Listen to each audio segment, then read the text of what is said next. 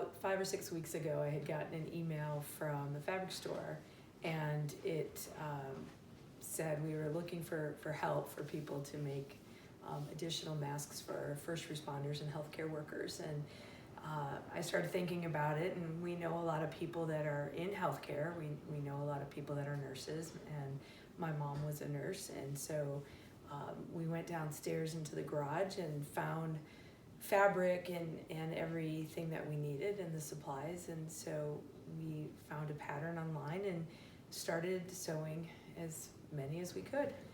We hope that we are able to turn out approximately 300 masks. So that's hundreds of people that hopefully can stay safe, or at least a little bit safer than they would be if they didn't have it.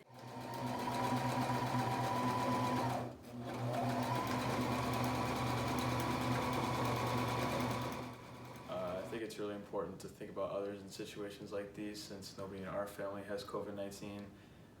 So it's really important to help try to flatten the curve. And then, you know, if someone did in our family have COVID-19, I would want people helping us by making masks. So